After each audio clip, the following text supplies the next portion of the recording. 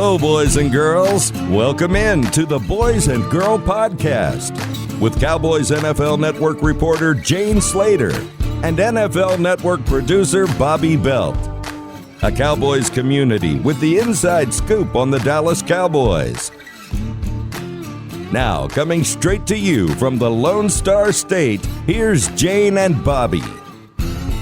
Well, we have had the good fortune here on the Boys and Girl Podcast of getting some amazing guests in the last couple of weeks. And this next one, Bobby, I'm really excited, mostly because we haven't really spoken with him since his injury and then, of course, his subsequent surgery. But we've got Cowboys linebacker Leighton Vander Esch joining us. Absolutely, and he is he's such a sharp and down-to-earth guy. I've always enjoyed listening to him talk about the game and just in general talk about, where things are at and what he sees. And so I think fans who maybe sometimes don't always, hear from him, because like you said, nobody's really heard from him since the season ended. He's not a guy who does a ton of interviews. And so I think it's a good look at fans being able to get an understanding of what his football IQ is like, where he's at in his recovery, and just some of how he is as a person.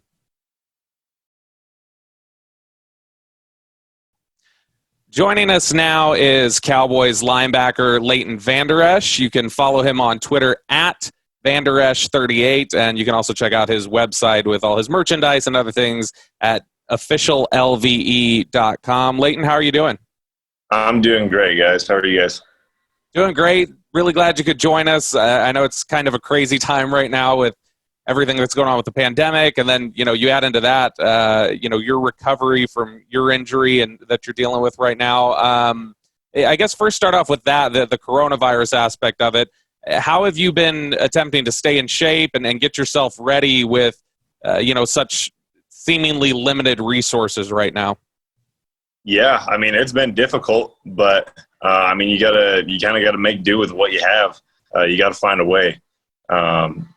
You got to prepare every single day, pretty much like you're going to be, like the season's going to be on. So when it is and whenever we get the green light to go, you got to be ready to go. So it's just waking up, running, doing as much conditioning as you can, lifting, all that stuff, and then obviously we can meet virtually online to go over the plays and all that stuff right now. So. Yeah, I mean, it's difficult, but we're getting it done. Leighton, we haven't really talked to you since the injury, and I remember sitting in the press conference room and Jason Garrett saying that the injury wasn't life-threatening, and we all sort of found ourselves going, where did it even get close to that? Why was that thrown out? How are you? What actually happened, and are you going to be ready to play next year? I am doing wonderful. I feel as good now as I ever have. Before I even got hurt. But, I'm ready to roll. I've been training full go for a couple months now. So it's not holding me back whatsoever. I feel, like I said, just as good as I ever have. So I'm just excited to play football at this point and get back on the field. And like I said, whenever they give us the green light to go, we're going to be ready. And then from that time on, it's full go and don't let off the gas pedal. Your agent told us on the podcast last year that you were essentially trying to tackle with one arm. That's how bad some of that neck stiffness was. And then, of course, it was in the Philly game, I believe, two offensive players ended up falling on you, or was it two defensive players? Help me clear that up. What was going on with your body? Well, their tight end and Jeff pretty much ran into me while I was falling down. I was man-to-man on the running back, if I remember right. And when I turned and looked, he had just caught the ball, and they were like right in front of me. And then he kind of pushed me to my side while I was going down. I was going to tackle him at first, but then I kind of lost my balance when the running back kind of pushed me on the side, and I just got caught in a bad position. And that was pretty much it. And then I obviously took the bye week off because it was right before the bye week, and then sat out the Giants game in hopes that it would be better. And then I went back and tried to play for 2 weeks with it, and I dealt with it for those 2 games. And it was a struggle. It was hard, but like I said, there's always players are always battling through injuries and they're always playing. Jeff was a prime example of it last year with his shoulders. I mean, he was a freaking warrior out there at safety for us, and he was messed up every single week. But that's what people don't understand is we're putting our bodies on the line every single game, and then they want to have judgment, they want to have opinion on everything, and they have absolutely no idea what we're going through and what we're like putting on the line to go out there and play just so they can watch us.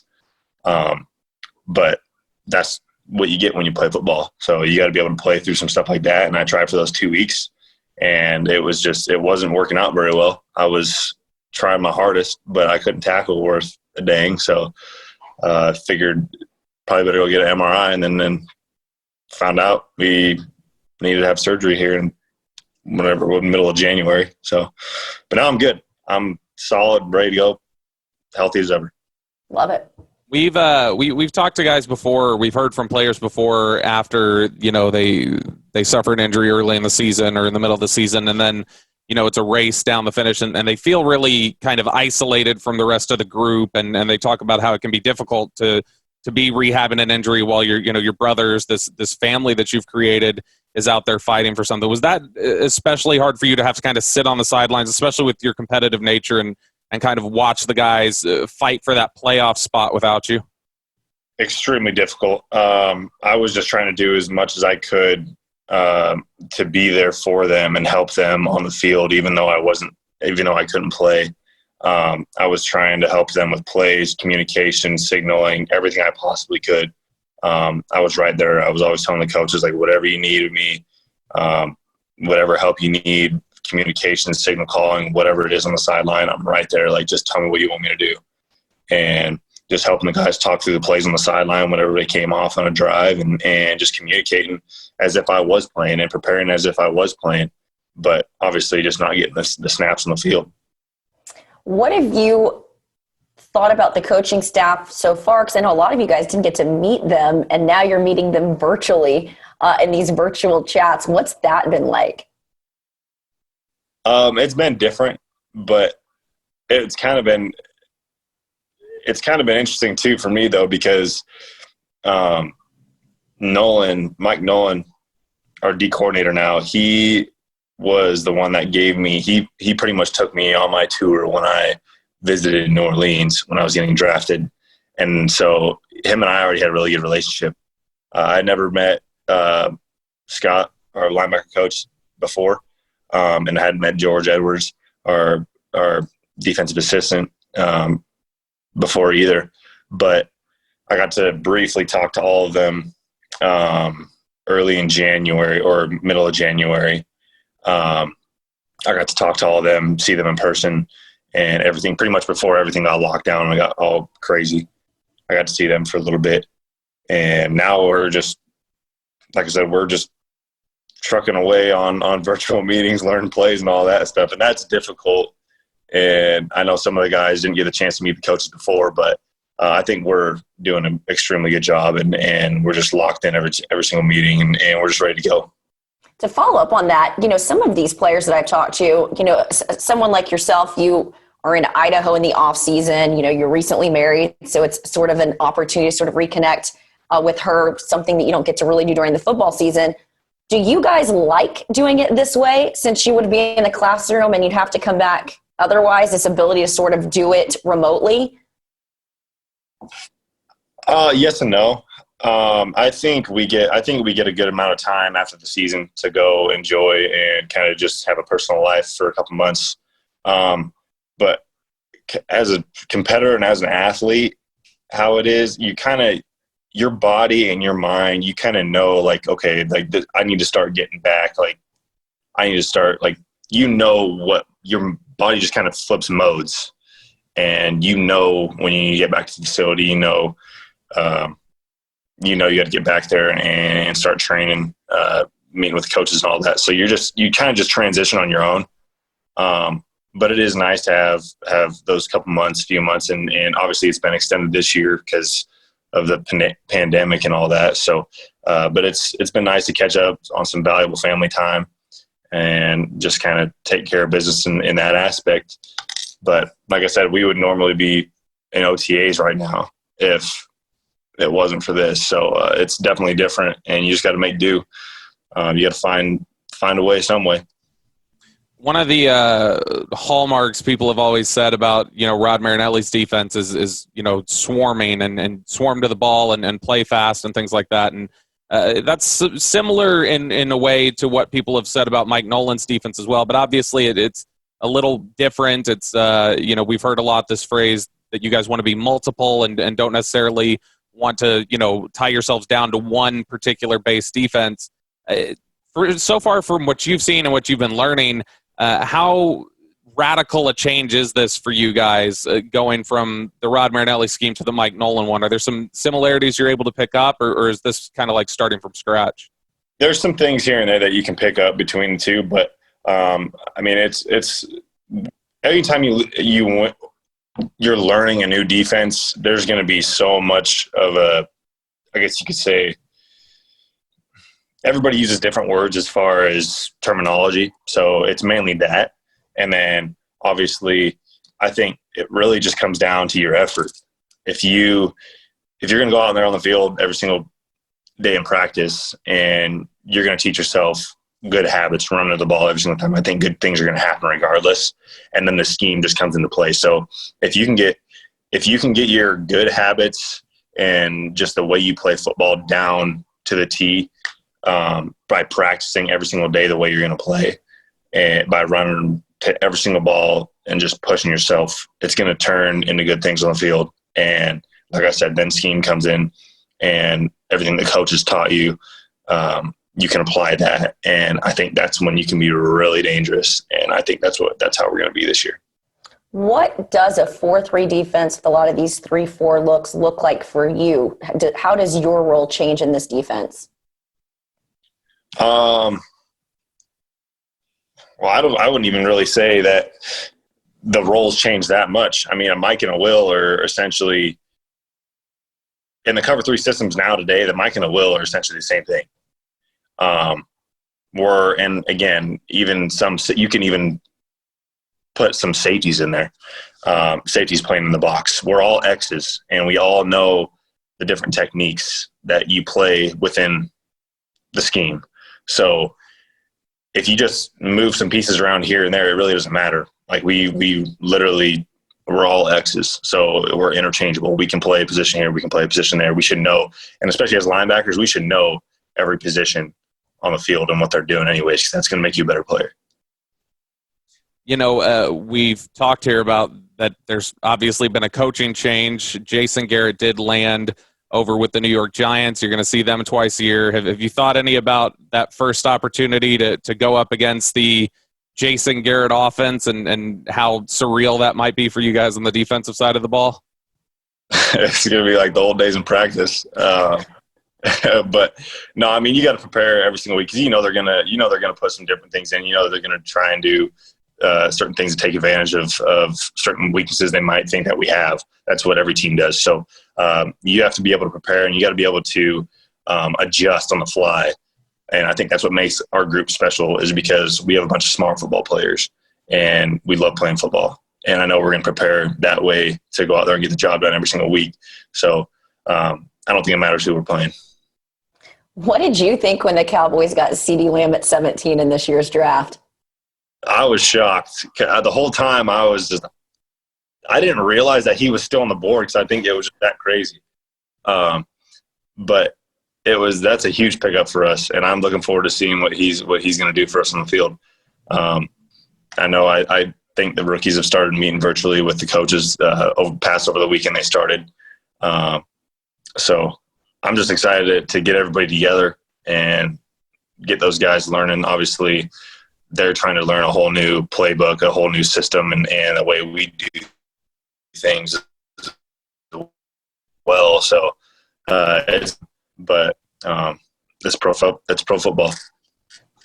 When you look at the offensive side of the ball and some of the threats that are there now with CD and Amari Cooper and Michael Gallup, and you've already got Zeke, of course, and Tony Pollard and Dak Prescott. And, I've asked some of the defensive guys this recently. It's obviously one of those unwritten things that you don't talk about another guy's money or his contract, so I'm not going to ask you about Dak's contract, but on the broader scale of the topic of Dak Prescott within the context of the league, what do you think it is that makes him special? What makes him, you think, stand out from some of the other quarterbacks you see outside of practice on game days on Sundays?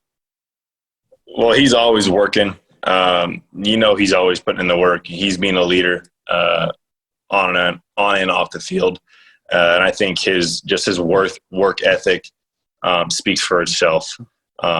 He's always pushing guys to come along with him. He's always pushing himself to get better every single day. And I think that just speaks wonders of a guy. When you can see that when he's away from football, that tells you what kind of character he is. So I know he'll always be taking care of business just like he always is. So, they'll get something done. I don't know when. I don't know what it is. I don't know the details of it, but I'm positive they'll get something done.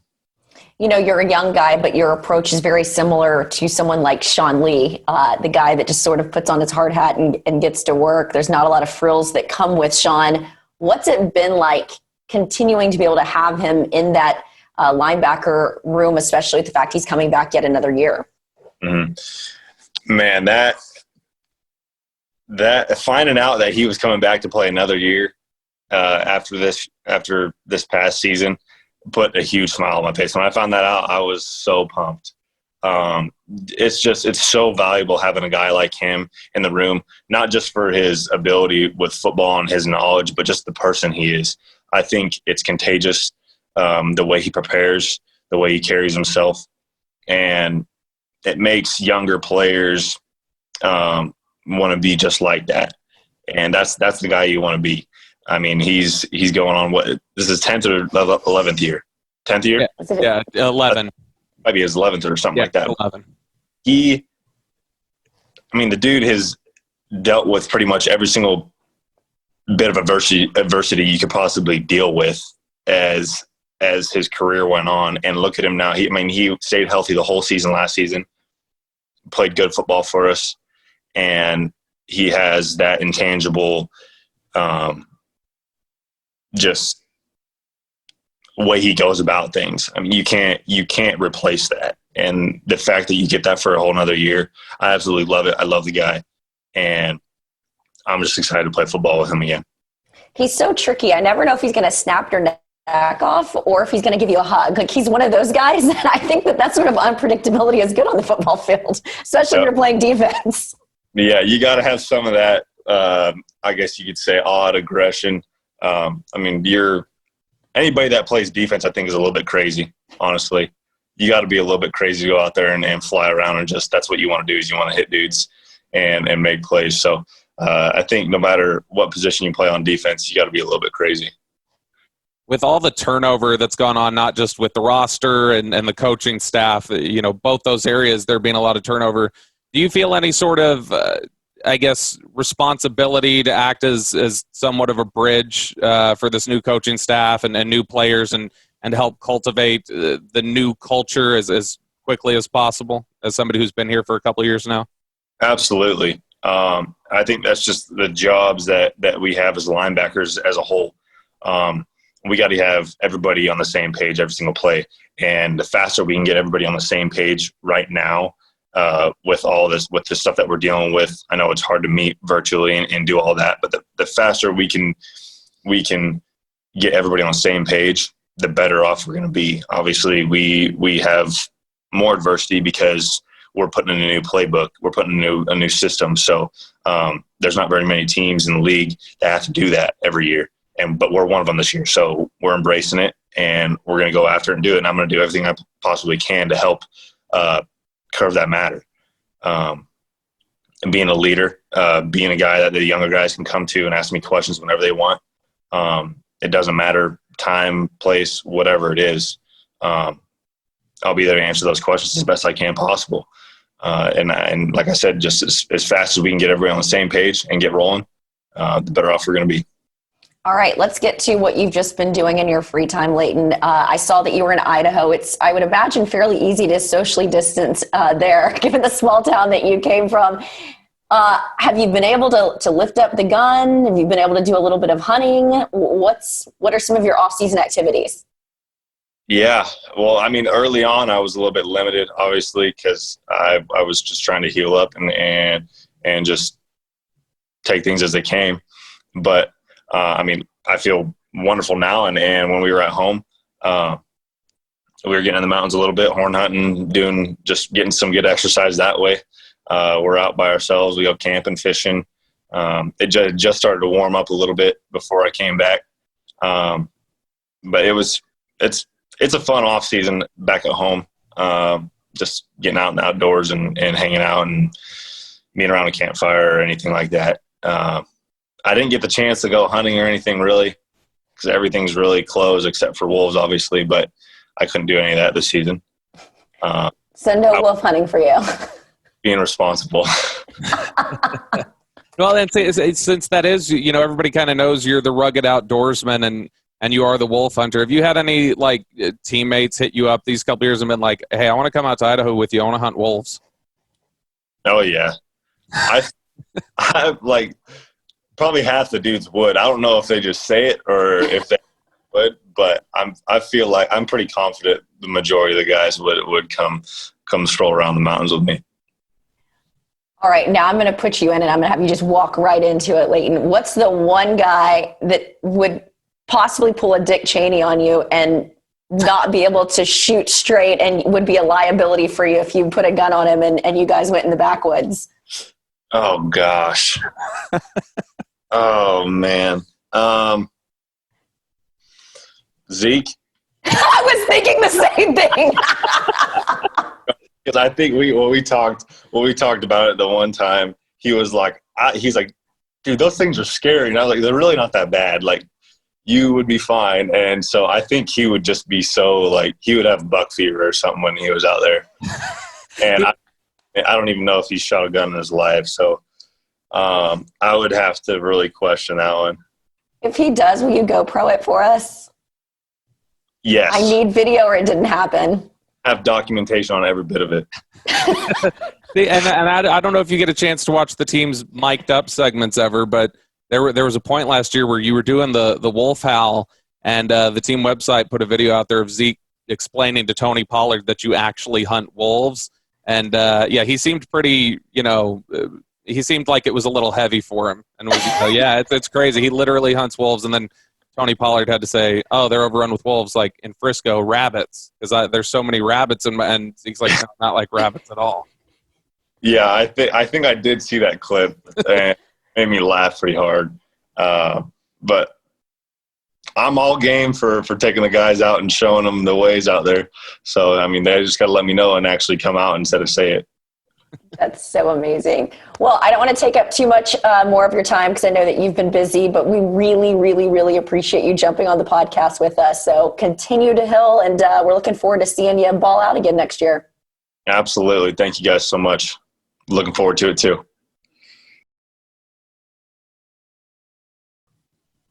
All right. Well, we have been jam-packed here even during this pandemic and the quarantine. So we appreciate so many of you guys that have tuned in both on the iHeartMedia app and iTunes, but also now on our YouTube channel.